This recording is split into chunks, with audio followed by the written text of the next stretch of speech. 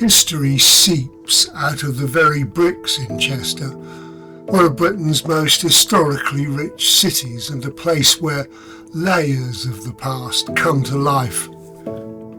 Sitting on the Dee estuary where England meets Wales, it's long been strategically important, and over nearly 2 millennia Chester has been a player in regional, national and world events. Over 2,000 years ago, in AD 79, Chester, or Diva Victrix to the Romans, was established as a fortress for the 20th Legion Valeria Victrix. Strategically positioned on the River Dee, it served as a base for military campaigns against the tribes of northern Britain, to say nothing of North Wales. Diva flourished as a Roman hub of commerce, featuring aqueducts, bathhouses and Britain's largest amphitheatre, with a seating capacity for up to 7,000. The city's layout, marked by its rectangular grid, still defines Chester's historic streets today, a legacy of Roman town planning. But Chester is nothing if not a symbol of continuity and adaptability.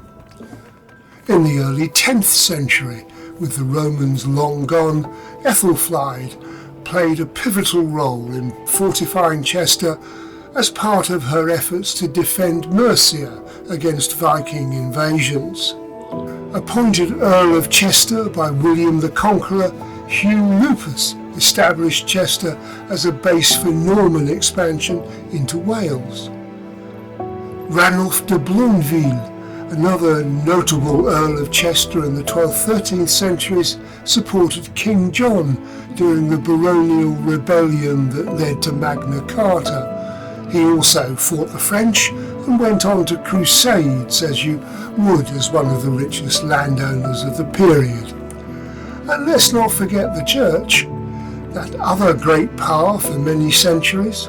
The monks of Chester's religious institutions, such as the Abbey of St Werburgh, played a significant role in the city's spiritual and cultural life during the medieval period. All these individuals and groups were central to Chester's evolution as a military, economic and cultural hub in medieval Britain, and their legacies still echo in the city today. And Chester transformed into a bustling market town surrounded by those formidable stone walls, some of the most complete in Europe today. These walls shielded the city during the turbulent medieval period when Chester played a pivotal role in England's conflicts with Wales. The city thrived on wool produced on the rich farmlands of the Dee Valley and the hillsides of North Wales. The legacy of that prosperity, with its distinctive two-level roads featuring shops and living quarters above, serving as a hub of commercial activity even to this day. This is an iconic architectural feature found nowhere else in the world. The 16th and 17th centuries, the River Dee enabled Chester's rise as a maritime centre. Its port connected the city to wider trade networks, fostering links with Europe, Africa and the Americas. Salt from Cheshire also underpinned Chester's prosperity from Roman times. Ships laden with salt departed from Chester for foreign shores. Right up until the silting up of the Dee in the 18th century, when it diminished the port's prominence and enabled the rise of nearby Liverpool, which became the primary port for transatlantic trade on the west coast.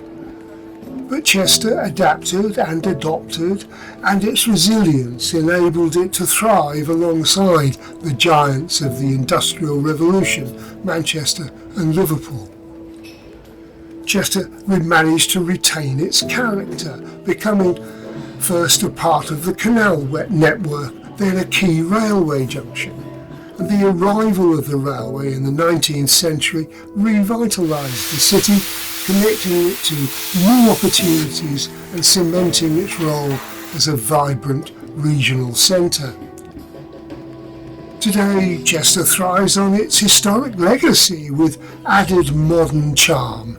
Visitors can stroll along its ancient walls or marvel at Chester Cathedral, a masterpiece of Gothic architecture that evolved from a Benedictine abbey founded back in 1092. They can focus their camera phones on the city's East Gate clock, an ornate Victorian timepiece, which is one of the most photographed in England, second only to Big Ben.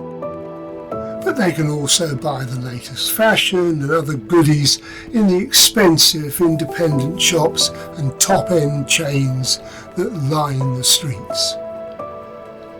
And for leisure, there's just a racecourse known as the Rudi.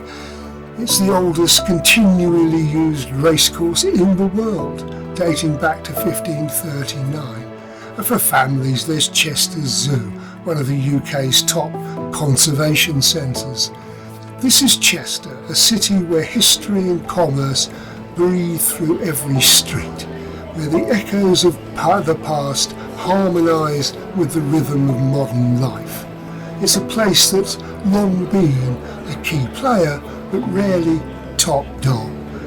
And the result is that history's become a major asset, visible wherever you look. Step into Chester and you step into a world of stories waiting to be discovered.